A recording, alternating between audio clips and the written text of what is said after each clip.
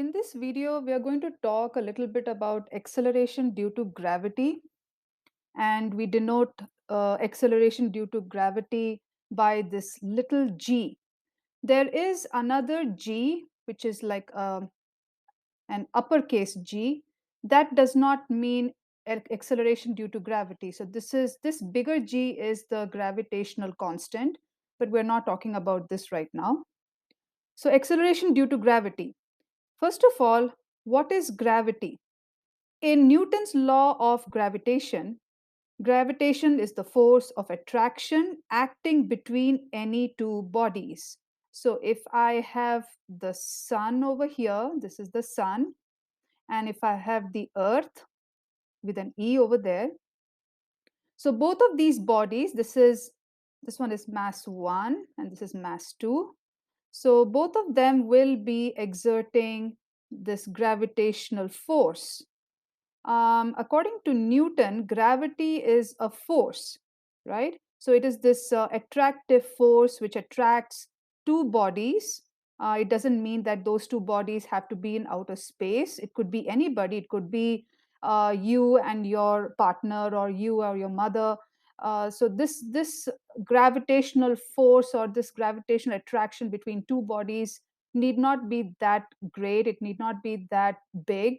It could be very little, something like between you and your partner. So it's just doesn't even make any sense to talk about this gravitational force between you and your partner, but it still exists. So gravity is the force by which Earth attracts a body towards its center. So if this is the Earth over here, the Earth attracts other things towards it, and it's all pointing towards the center, like this. Gravity, the force of gravity, increases as distance between two bodies decreases. Okay, so if I make this arrow shorter, so let me just show that to you, what I mean by that. So if I keep the sun over here and the earth over very close to the sun, so you have this shorter distance, so gravity is greater here. Okay, so as you increase the distance, the gravitational force between two bodies is going to decrease. All right, this is what Newton had said, and he had given a famous the famous equation, which we will take it up later in the video. Now, what is acceleration due to gravity? What do you mean by that? So when a body is dropped down freely from a height, it begins to fall towards the earth. Okay, so let's just say that this is a cliff, some kind of a cliff. Okay, and here you are standing right there. All right, and that's your legs over there. Okay, and you are holding a stone. Let's just say that you're holding a stone. Okay, so when you drop that stone is going to fall down, and it's going to, they call it the free fall. Okay, so in other words, when a body is dropped like that stone, when it is dropped down freely from a height, it begins to fall towards the earth. So this is the surface of the earth, and it begins to fall down. We know that there's nothing unintuitive about gravity. Whatever you throw, it's going to fall down, right? We have seen that in our daily lives.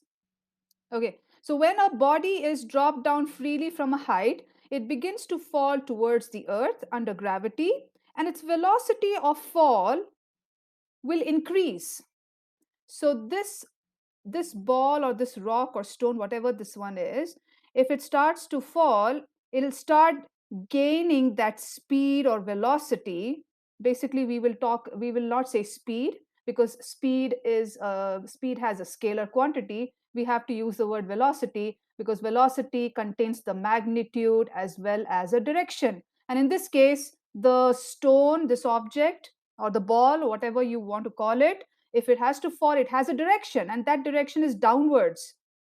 So here we have a direction right there. And it also has a magnitude. Maybe it is falling at some number, maybe like I don't know, maybe something like 9.8 meter per second square. Actually, this is supposed to be acceleration due to gravity. Anyway, we'll not talk about that right now, but some number. So what I'm trying to tell you is that it will start falling at a certain speed. We can just say it's a vector quantity. Okay, so this has a vector quantity. Velocity, we will talk about velocity. So velocity is a vector. It has a direction and magnitude as well. Okay, so it'll start to increase as it falls down, down, down. The velocity starts increasing. All right, so the acceleration developed in this kind of motion is called acceleration due to gravity. So what do you mean by acceleration due to gravity? Acceleration due to gravity is just the rate of increase of velocity. It's the rate of increase of velocity of any object free falling towards the earth.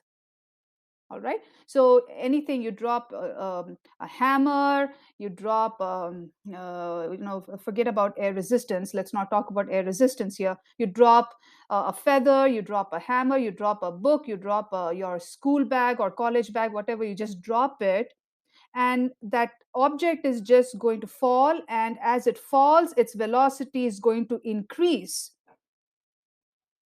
Yeah, but by how much? By how much? Well, it turns out that on planet earth acceleration due to gravity is about 9.8 meter per second square. What does that even mean? What does that even mean? It means that at time 0 velocity was 0. Okay, that's the time when you're holding the stone or the rock. So when time is 0, that's time 0. This one over here is time 0. You're just holding it. What's the velocity? Well, you have not let go of the stone. You're just holding it. So velocity, there's no velocity. There's nothing. It's just in your hand. So velocity is 0. But when you drop it, let's just say in 1 second, time 1 second, velocity of that stone is going to be 9.8 meter per second square. How did we find this out? Well, that I'm going to tell you that as well in this video. So please hold on and watch this video till the end. Now, what happens in time 2 second? Let me just draw time 1 second here. This is time 0, velocity 0. Now, time 1 second, let's just say that the stone is now over here, right? It's now over here. That's 1 second later. Now, the velocity of that stone is 9.8 meter per second square. And I'm going to tell you later in the video how we got this number. And this number is only pertaining to planet Earth. If you were to drop this stone on the moon or on Jupiter, that's not the number. You have a different number. Why? Because gravity is different over there. Gravity is much more stronger on Jupiter. So you're going to have a bigger number. Okay. And on the moon, gravity is much less as compared to that of the Earth. So you're going to have a little lesser number than 9.8. Now, what happens in time 2 seconds? Let's just say that that stone traveled over here now. This is time 2. Just look at the screen, time 2. Now, what is the velocity? What you have to do is you take this 9.8 and you multiply that with 2 seconds. Okay. What is the number? 19.6 meter per second. Okay. So that's what it is. Now, what happens in time 3 seconds? Let's just say that the rock is over here now. So time is equal to 3 seconds later. What's the velocity? Well, you know, I think by now what you're going to do, 9.8 times 3 second. And the answer is 29.4 meter per second. All right. Now, can you notice one thing? You started with 0, then you got a bigger number, which is 9.8 meter per second squared. That's the velocity of the stone at time 1 second. But at time 2 second, the number increased. What do you mean by that? Well, the velocity, you see, the velocity increased. The magnitude is increasing. Magnitude is just a number, and in this case 19.6 is just a number. It's just a number. And you can see that that has the 19.6 is much bigger than 9.8, you know that, right? So 19.6, and after that what happens in 3 seconds? In 3 seconds you can see that the number has increased a little bit more than 19.6. Now the stone is moving at a velocity of 29.4. What happens at time 4 second? It's going to increase again. You know that. By how much?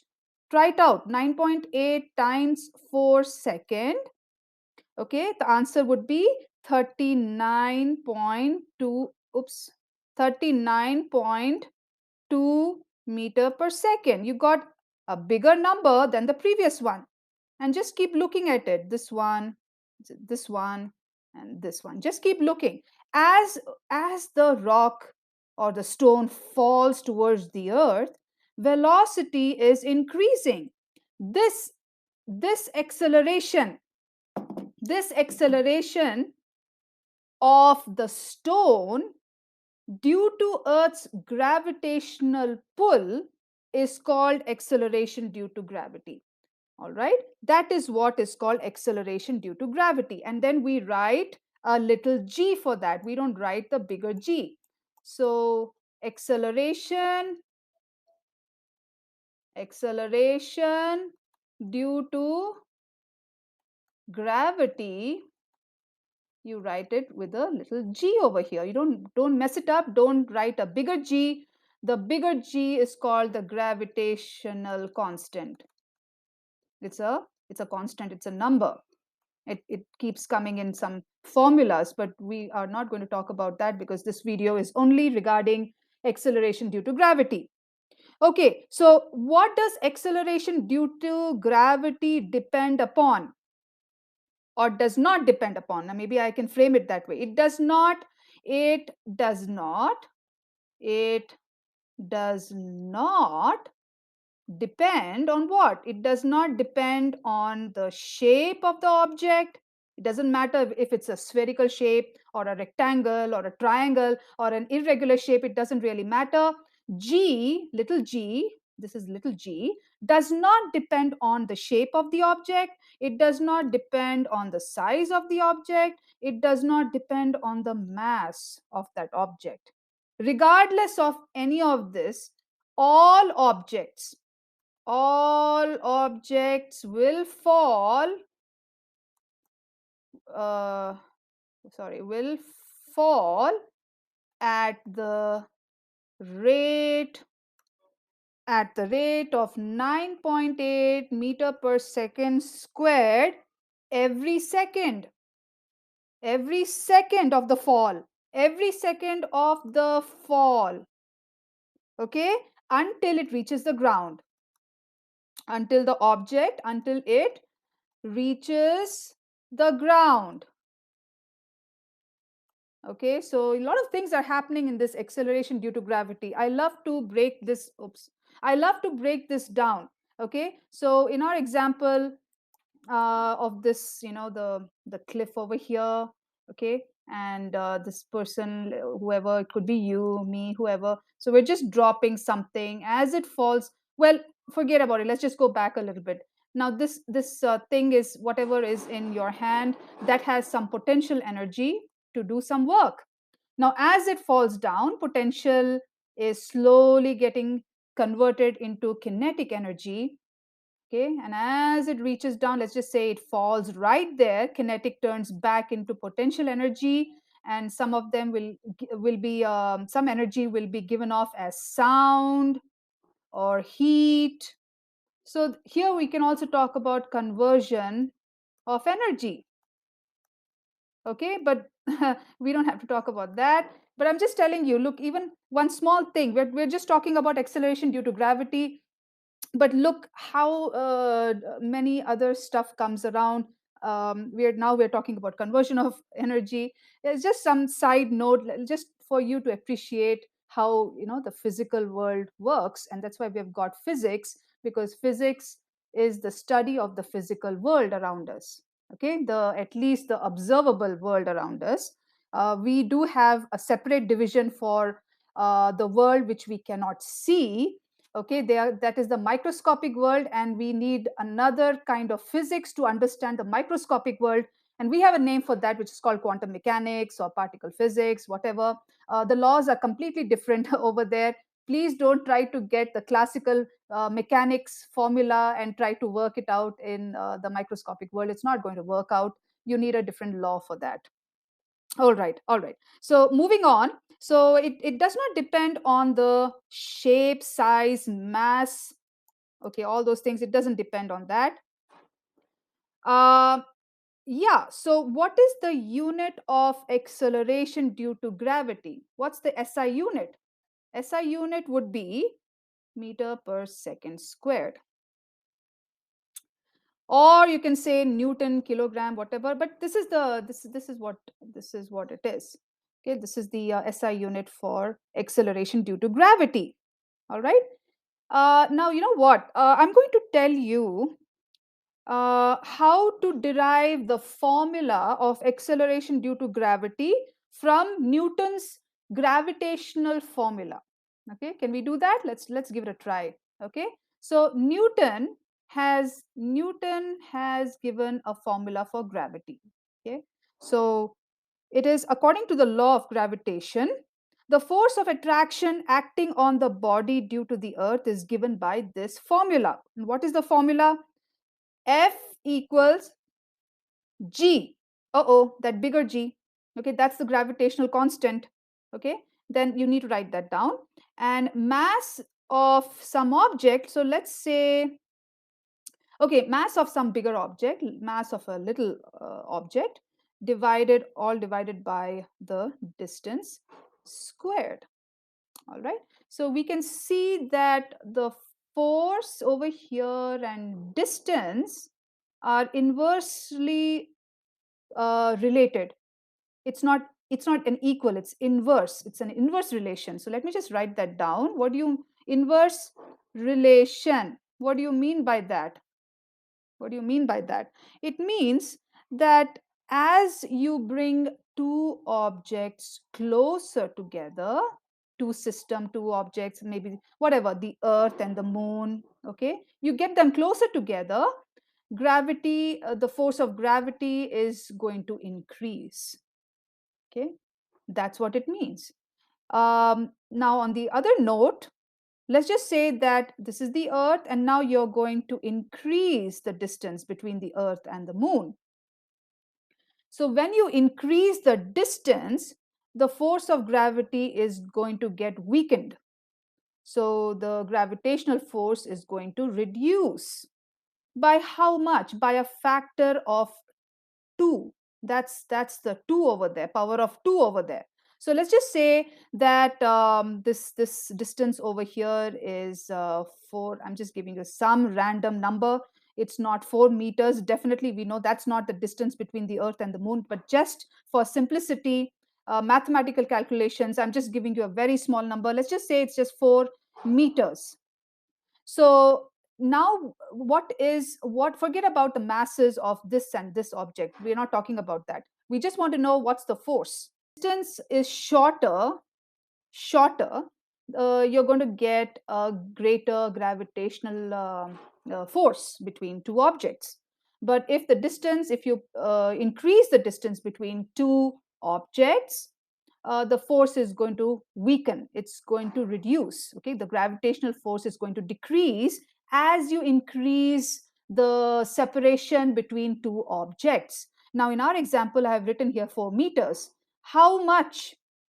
By the power of 2. So if I say 4 meters, 4 times 4, 16. So that means the force of gravity is going to reduce by a factor of 16.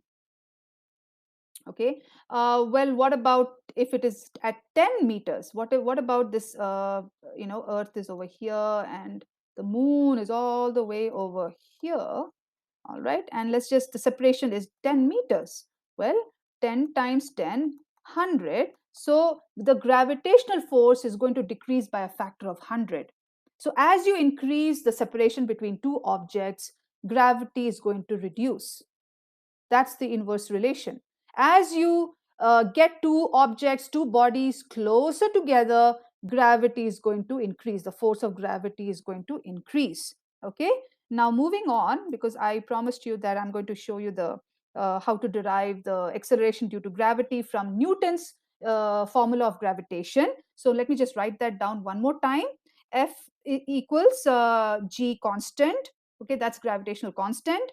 Mass of one object, mass of the another object, and distance squared. By the way, our planet is not a perfect sphere. It is something called as oblate spheroid. Okay, so it's flattened at the poles, and you get a bulge uh, at the center, something like an orange. Okay, you have seen orange fruit, so you know that it looks flattened at the top and at the bottom, and there's a bulge coming out. So that's called an oblate spheroid, and that's what the earth looks like. It doesn't have a perfect sphere, and it is so in this way because of the rotation. Okay, so suppose that the mass of the earth is, we can name it ME. Okay, so let me just use another color here. Okay, so ME right over there. You can see here ME. And then we're going to talk about, instead of writing the distance, we're going to give it as R squared. So let me just take that out. Okay, and write down r squared. R of what? R is radius of the earth. Okay, so that's the radius of the earth. Now we're just assuming that the earth is spherical. If you take that assumption, you see, physics is all about assuming. Okay, so to make the calculations work right, we assume a lot of stuff. So here in this case, you have to assume that the earth is spherical, but it's really not spherical. But assuming it's spherical, now its entire mass, which is ME, may be concentrated at its center. Okay, right over here. So let a body of mass m be situated at the surface of the earth. You can have mass m over here, you can have it over here, at a small or at a small distance from the center of the earth. Anywhere where you want to keep it, here, wherever. Okay, let's just keep this one over here, right there. Okay, so that is little m. Okay, so this is a, let a body of mass m. So this is the m. Okay, so and this is m e, mass of the earth. So let the body of mass m be situated at the surface of the earth or at a small height above the surface. All right. So this height is okay. This height is okay. It's negligible because the radius of the earth is pretty big, so that distance, it's hardly anything. Okay, so we can just assume that this whole thing is the radius of the earth itself. So hence the distance of the body from the center of the earth may be taken as RE, and that is this one, RE. So according to the law of gravitation, the force of attraction acting on the body due to the earth is now given as, I'm rewriting this, force equal the gravitational constant, mass of the earth, and that little m over there. Okay, this one, all right, that little m, mass of the second object, the bigger one with the bigger m, that's the mass of the earth, divided by r, radius of the earth squared. It's the same thing. I just replaced with the a few things. I just wrote an r instead of the distance. I just wrote the radius. Sorry, I just wrote the radius, and I just wrote mass of the earth instead of just m1 and m2. I just wrote mass of the earth. Okay, now acceleration due to gravity, we need to find that out, right? We need to find out acceleration due to gravity. So the acceleration due to gravity in the body arises due to the force. Okay, so according to the second law of Newton's, which is F equal ma, okay, in this case, this acceleration, we can say acceleration due to gravity, and we know that acceleration due to gravity is denoted by the alphabet little g, so we can rewrite this and say mg. Okay, but if you know your physics, if you know your physics, you also know this mg, mass times acceleration due to gravity, is nothing but the weight. Okay, so it's just a side note over here. So if you want to find out the weight of your body, all you need to know is your mass, and you multiply that with the g, and then you'll get to know your weight. Okay, so just a side note over there. Now we have this formula. Okay, this is formula 1, and we got this formula, which is formula 2. Let me just write it over here, 2. Now we have to combine both of them. We have to combine both of them. Okay, so yeah, so instead of writing F equals G blah blah blah, instead of writing that F, you can substitute that F with this mg. Okay, did you understand? So we can, instead of writing F, we can write mg. Mg equals, because F is nothing but mass times acceleration due to gravity, right? So that's weight, in other words. So we can write mg instead of F. All right, so that's what I'm going to do. So mg equals that bigger G we got, mass of the earth, the little mass divided by the radius of the earth squared. Don't forget to write the squared part. All right, now I'm going to take another color because there's some cancellations to be done. You see that smaller m, that you just cancel it and you cancel this m. You're left with only the G. G equals, what is that G? This is nothing but acceleration due to gravity. Acceleration due to gravity. Okay, so little g equals bigger G, and bigger G, that's the constant. Okay, and everything is the same, but in this case, we're going to just club these two together. Bigger G, mass of the earth divided by the radius of the earth squared. This is your formula to find out acceleration due to gravity from Newton's gravitational formula. So now that we found out our acceleration due to gravity formula, we can get that number that we spoke about, that 9.8. How did we get that number for the Earth? Let's plug all the numbers in and try to calculate what could be the acceleration due to gravity for planet Earth. Yeah, let me just pull this up a little bit. Let me use another color. Maybe this one. Okay. So in this case, let me rewrite this. The little g, that's acceleration due to gravity, equals the gravitational constant, mass of the Earth, the radius of the Earth squared. It turns out the gravitational constant, I told you it's a constant, it's a number. Okay, so that number is not going to change. That's 6.67 times 10 to the minus 11. Very small number. Whenever you get this minus to the power of whatever with the negative sign, you know it's a very small number. So the gravitational constant is a very, very tiny tiny number. So, and the SI units probably would be like meter cube, kilogram, second squared. Okay, so that's taken care of the G. Now if you want to know what is the mass of the Earth, you can Google that up. It's about 6 times 10 to the power 24 kilograms. Okay, it's actually 5 point something, but then I round it off and I wrote it as 6. And what is the radius of the Earth? Now, the radius of the Earth, it turns out it's 6.37 something, but then I'm just stopping it right there, times 10 to the power 6 meter.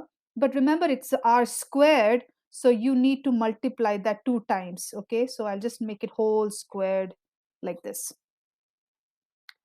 Okay, let me just go up like that. And now let us just plug in the numbers. Okay. Okay, so G is equal to that 6.67 times 10 to the minus 11. Let me just write everything down so you know which is getting cancelled. Second squared multiply with the mass over here. Can you see the ME? So multiply that with the mass of the Earth, which is 6 times 10 to the power of 24 kilograms.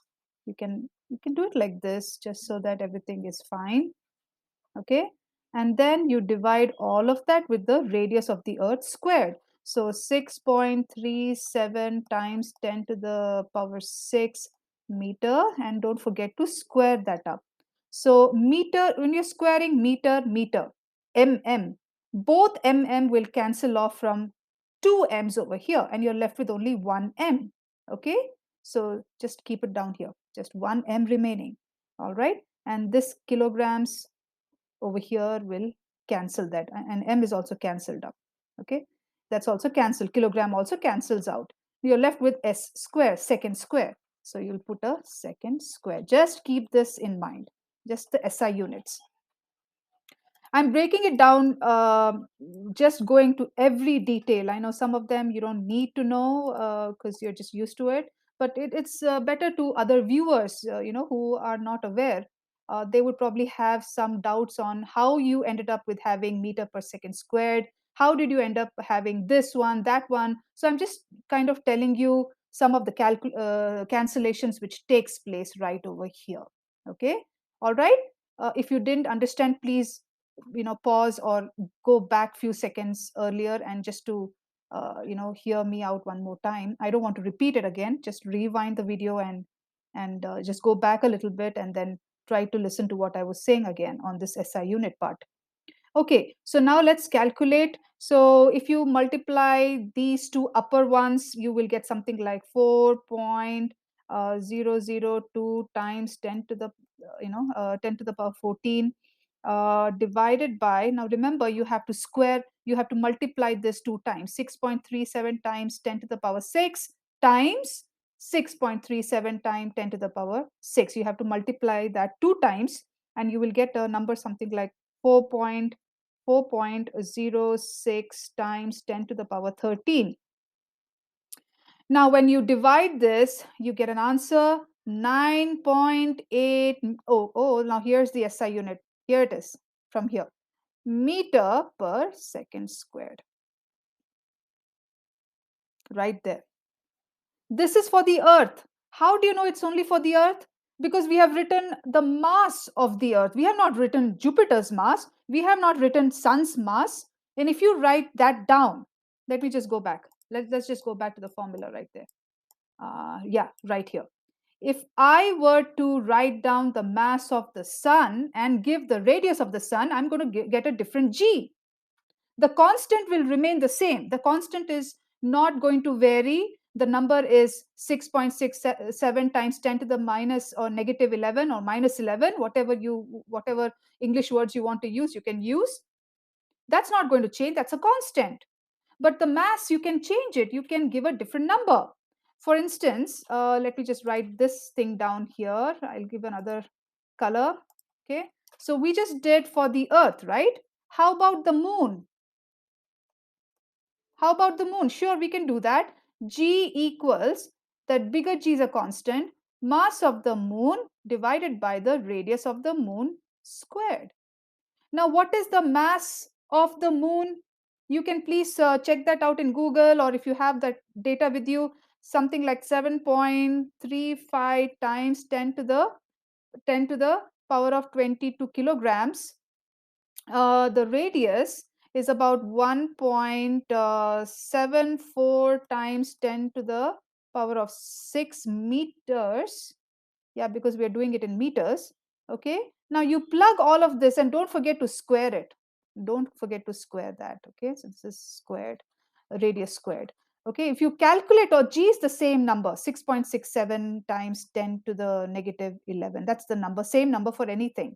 Only thing you're changing is the mass of the moon, and you're writing the mass for the moon, and you're writing the radius for the moon. You're not writing the radius for the earth, because we are finding out acceleration due to gravity for the moon. You're not finding out for the earth. Earth we have already found out, which is about 9.8 meter per second squared.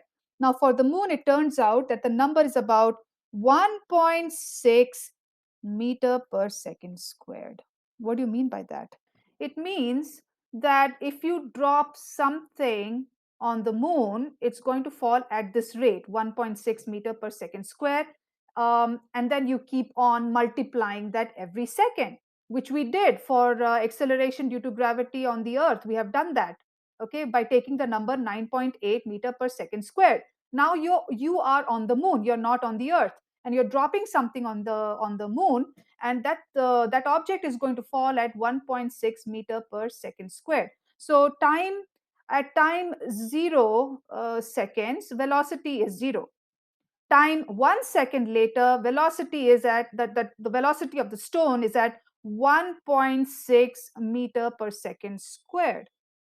Now time 2 seconds, velocity is 3.2 meter per second squared, and so on and so forth. If you compare that number to that of the earth, the one that we found out, you will see that it's very less on the moon, and that's because gravity is less. So acceleration due to gravity is also not going to be a huge number. But try to drop something on the sun. If you ever get to you cannot really perform this experiment, but hypothetically, in your thought experiment, imagine there's a huge cliff on the sun. Okay, and you are standing on the cliff and you're dropping something. You know that sun has a bigger mass. Okay, sun has a bigger mass, and it's the acceleration, due to gravity, is going to have a bigger number. Okay, because it's a bigger mass. So yeah, and that's what you're going to do to find out the g for the sun, the little g for the sun. You need to write the mass of the sun, multiply that with the gravitational constant, and divide the number with divide by radius of the sun squared, and you're going to get a different bigger number for acceleration due to gravity. Now, one more thing, just a side note, just because something is big, um, may not mean that it's massive. Something big need not be that massive. Even black holes, they don't they're like dimensionless pinpoint singularities. They're not big. They're not they're not like a big object like the sun or the earth or whatever. They're very small. The entire mass of a dying star has collapsed due to its own mass. Okay, and it has collapsed to form a neutron star. The neutron star further collapses to form the black hole. So you can imagine, if you have a piece of paper, you crush it, crush it, crush it, crush it, crush it until it becomes a dimensionless pinpoint particle type of a thing, which we call it as a black hole. And we have also understood quite a lot over the last few decades about black holes. Okay, so I mean, we'll not talk about black holes right now, but coming to acceleration due to gravity on the sun, you're going to get a different number. Earth is going to have a different number. Moon is going to have a different number. Jupiter, Saturn, Uranus, you name it, they all going to have a different number because their masses are different, their radiuses are different, and definitely you're going to get a different acceleration due to gravity. Okay, so I hope this helps. And please feel free to comment. Please give in your thoughts, whether you enjoyed this video, whether you want anything extra to be added on. Your comments are most appreciated, and I'll see you in the next video. Bye and take care.